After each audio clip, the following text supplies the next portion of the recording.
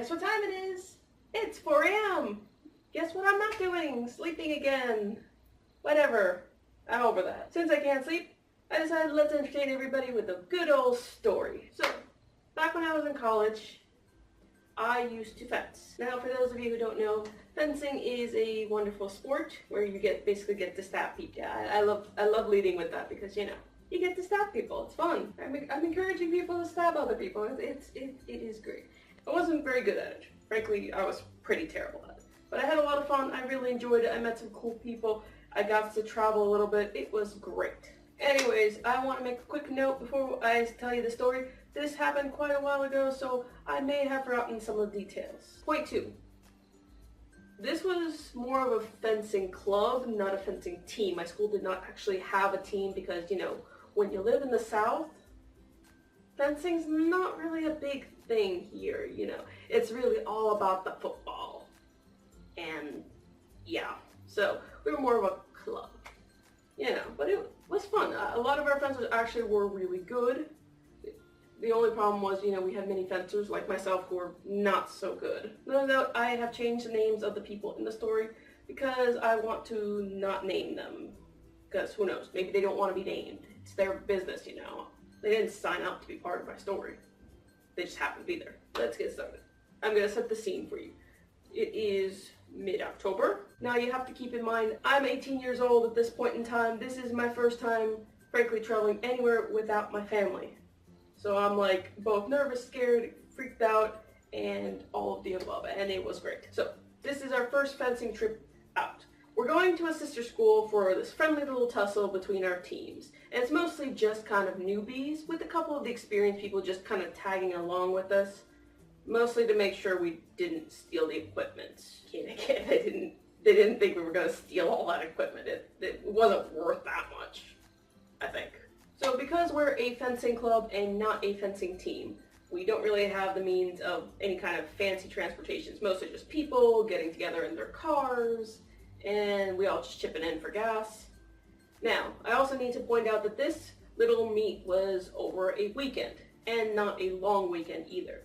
So it's just Saturday and Sunday. On top of that, we have people who still have class late into Friday afternoon, and we had people who needed to be back by Monday morning for their early classes. We were basically crunched in to try to make it work for all of us. My car was the last one to leave, mostly because our driver, Sandra, had a late Friday class, whereas I think I was one of the Monday early ones. And I know what you're thinking, Jackie, why would you have a Monday early class? That's because I was a stupid freshman. Of course, I decided, let's take an early morning psych class on Monday mornings. I never did that after that semester ever again. Yeah, I learned my lesson.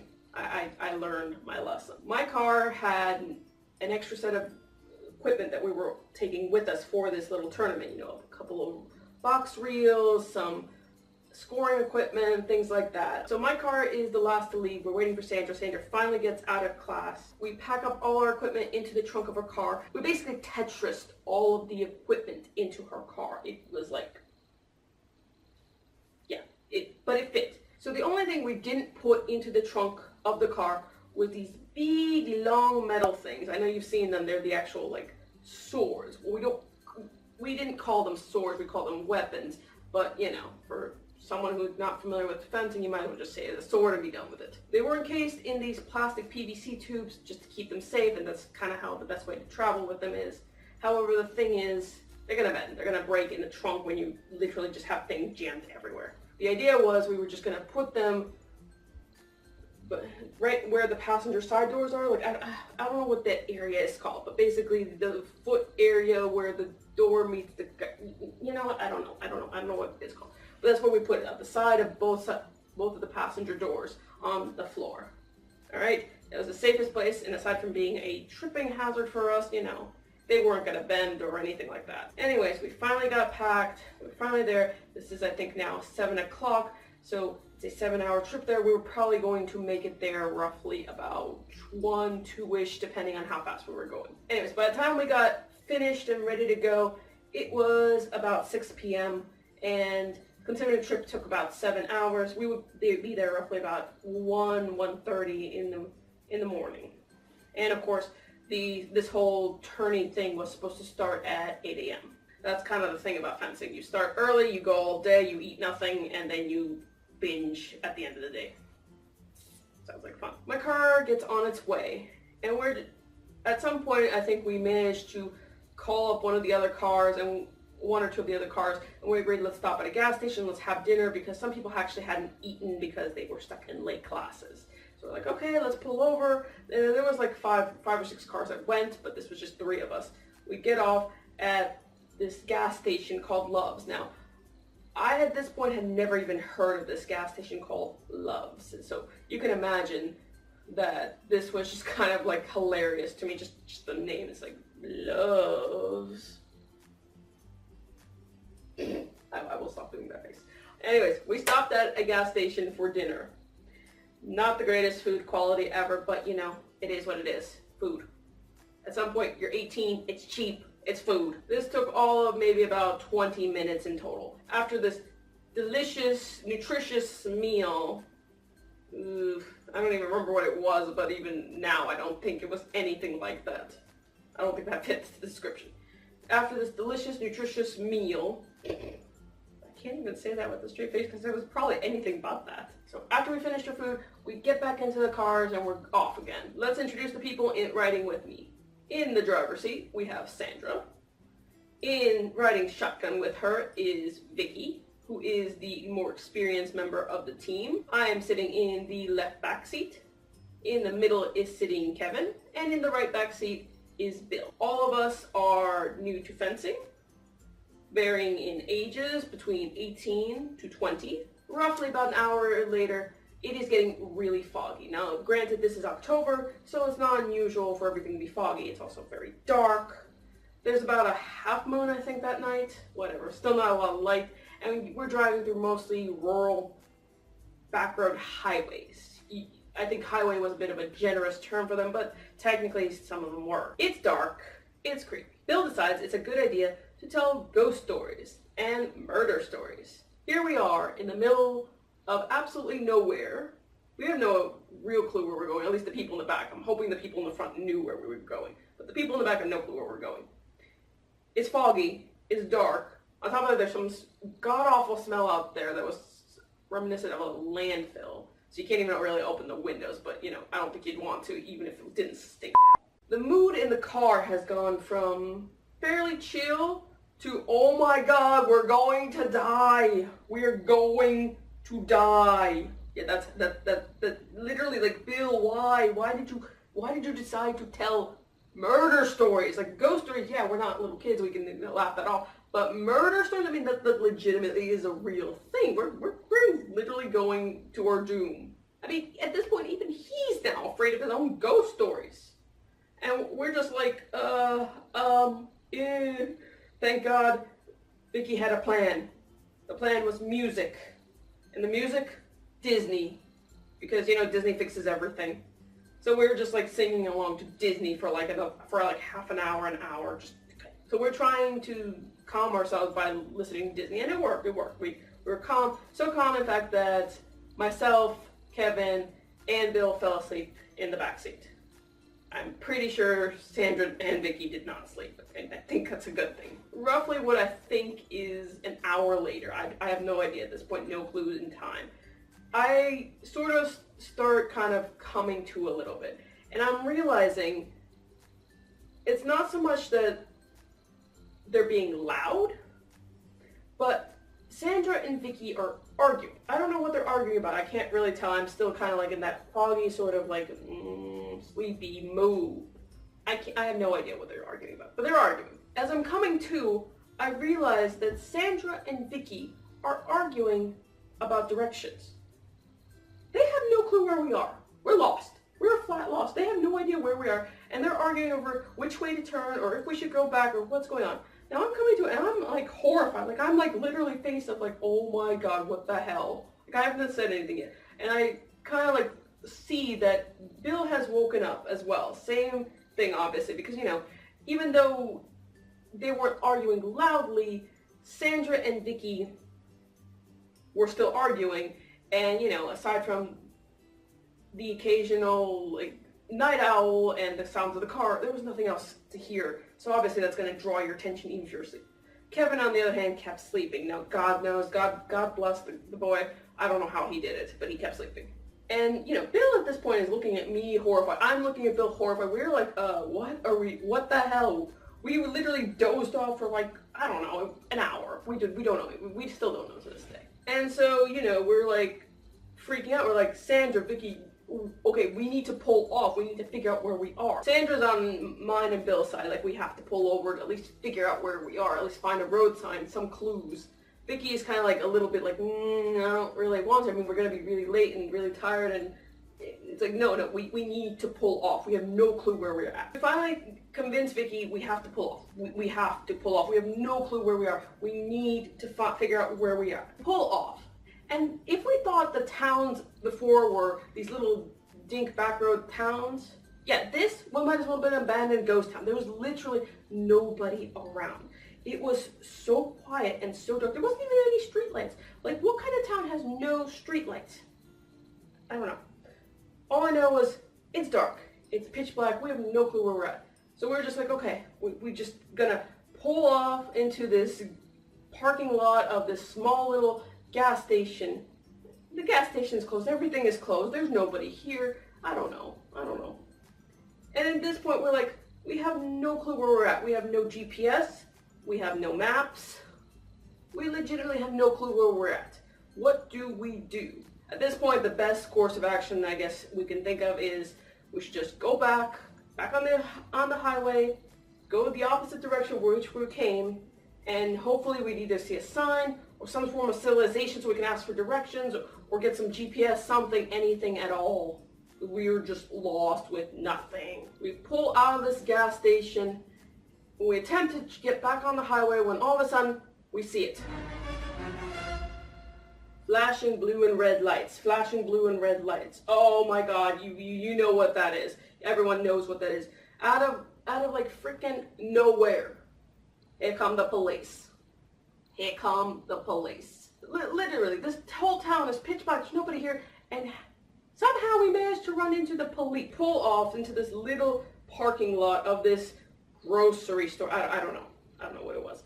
We pull off into this grocery store parking lot, and we're like, oh God. I hope he doesn't give us tickets because we cannot afford a ticket. We're broke college students. We're poor. So here's the thing.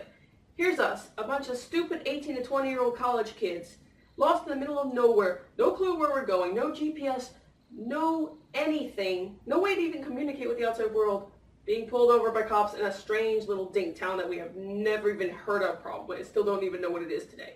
No offense to the people of this little town. You like it, that's great for you personally. If I ever even visit you, I won't even recognize you because So the cop walks up to the driver's side door, to Sandra's door, and she rolls down the window. Now he proceeds to tell us that the reason he pulled us over was because apparently we made an illegal turn. And he said the road was clearly marked. Clearly marked? It's pitch black. There's not a single light anywhere. Marked in what way? The best lighting source was probably the car itself. And if we missed that, sorry, dude. It's not like we intentionally turned 8 ways through 10 lanes or something. Literally, we probably just went from like a right lane turn to the left or something. We didn't know. We're stupid 18 to 20-year-olds lost in a small little town with no clue where the heck we are. So, of course, the cop does, the next thing the cops usually do. He asks for license and registration. Now, Sandra finds her registration pretty quickly. Her license, on the other hand, she couldn't find it. She pulled out her wallet first, of course. Stand in place, you put your driver's license. It's not there. She then proceeds to search through her purse, through the glove box, through the little console in the middle that most cars have, everywhere. At this point, the rest of the car, minus Kevin is still asleep, the rest of the car is like, oh my God, are you serious? Every single person in this car has a driver's license, except the driver. Obviously, this is my reaction years later, but in that moment, it's like the only person in the car without a driver's license is the driver. But no, Sandra is determined. Sandra is absolutely determined. She knows exactly where it is, and she thinks it's in her fencing bag, which is in the trunk. So Sandra gets out of the car. She goes over to the trunk and she proceeds to start pulling out everything. Now, because this was her car, she put her stuff in first. So that means it's all the way in the back. That means she has to pull out everything. So we can hear her like literally pulling out bags of our stuff, the fencing gear, everything. She's just pulling everything out of the trunk. Now, in the meantime, while she's doing this, like, I'm just kind of like half, like, holy shit, basically, like, panicking in my mind, like, what the heck is going on? All of a sudden, I'm being like, I've been jostled, like, to the side of the car. Like, I'm like, what? I look over, and I can see, basically, Bill is looking out the window in, like, this sheer look of terror. Like, he is terrified. Like, I don't even know, didn't even realize why he was terrified until I looked out the window. Then I became more terrified when I looked out the window. Out the window was another cop. Now, we didn't see there was a second cop in that car, but apparently there was. So this cop just kind of glaring at us from the right back passenger door. And not only that, he's got his hand sort of like this, like he's got his hand cocked back here, as in, I don't want to find out if what he's got is a gun or a taser. I don't want to know, but he's got his arm cocked back, and I don't want to find out. And of course, because we didn't even see him, he's like that kind of adds more to the shock of like, holy, you know, it's not uncommon for cops to travel in pairs. But we didn't see it because it's so dark, but there was a second cop there. Now at this point, Kevin is sort of groggily waking up, and he kind of like quickly looks at everything and just like, is just silent because you can sense everything's just gone bad. We did fill him in later on what happened while he was sleeping. At this point, Sandra has finally reached her bag. She searched through everything. It's not there. The license is not there. Figures. The license is not there. Now she's getting all the stuff back into the trunk. And she is practically like shoving it in whichever way to get it back in the trunk. And it's not fitting. And she's literally now at this point just kind of jumping up and down on the trunk to get it to close because it's not closing and it's terrible. And oh my God. Here's where things got a little interesting for me, at least. As she's bouncing up and down on the trunk, I'm thinking to myself, this thought pops into my head. Thank God the weapons are not in the trunk. And as soon as I thought that, I was like, oh my God, the weapons. If for whatever reason the cops think that we're up to something bad and they want to search the car for God knows what reason and they find these weapons, what do you think they're going to think? What do you think they're going to think? Here's a bunch of kids walking around with these gigantic stabby things. Stabby things. Yes, they are stabby things. As soon as that thought entered my mind, I basically had an internal panic moment. Because think about it. We're in the middle of nowhere. Our driver cannot find her license. We already look suspicious as hell traveling in the middle of the night and trying to explain to people that we're just going to a tournament. For all we know, we don't even know if these cops know what fencing is. They could just be thinking we're a bunch of cosplaying weirdos. I don't know. I don't know their minds. I don't know anything. I'm stereotyping. I don't know. I honestly don't know. The point is, I don't know what they do know or don't know about fencing, and we look like a bunch of suspicious weirdos now. Oh my God. I'm at this point like, oh my God. Oh my God. There's literally like weapons like right by us. Like, yes, they're not traditional weapons, but when you're in the dark, in the middle of nowhere, with the cop who may or may not know what fencing is, there's where things took a turn for the better. Now, the cop that was talking to Sandra went and ran her numbers in his machine. Now, I don't know how he did it because we're frankly in another state, but thank God he can actually pull up our state's information.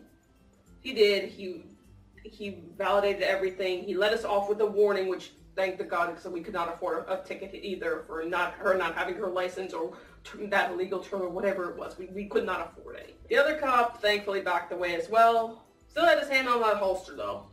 I don't know, maybe it's glued there permanently. I don't know. You know, I'm like at this point, like I can breathe again. Before we left, we asked the cops, you know, how do we get to the sister school that we were heading to? And the cop basically kind of told us, if we follow this road and this road, we'd be able to kind of backtrack a little bit and then get back on the right road to that school, because where we were going, there was just like no connecting pathway. We just lost, which we kind of already knew, but you know, it kind of affirmed that going back would have been the smarter move. And that's what we did. We kind of backtracked a little bit, which actually took maybe about 20 minutes, and then we got back on the right road and made it there. Now the cool thing was when we finally got there, the other teams were actually standing outside and waiting for us, which, you know, for October, that was pretty nice of them. It wasn't really cold, but it was just chilly enough that, you know, when you're from the south, it's cold. It was sweet of them to wait up considering, you know, it was 3 a.m. and it was cold out and they didn't have to. So that was the story of getting to my first fencing trip. The fencing was great. We had a lot of pizza. It was fun. We rolled down hills. We got to just basically have fun with the fencers at this sister school. We left roughly Sunday afternoon and made it back well before my idiot Monday class. It wasn't just me. It was not just me, but definitely a lesson I learned of no more Monday morning classes ever again. Anyways, I hope you enjoyed this story of my first fencing trip. I had quite a few more after that, but this one has always been special to me. If you guys want to hear more stories or see some of my other content, go ahead and hit that subscribe button. Also hit the little notification bell to let you know when I make a new video. And if you did like this story, give it a big thumbs up. Yeah, I know you want to. I make new videos every other Friday, so look forward to that. And I will see you all in 2 weeks. Bye-bye.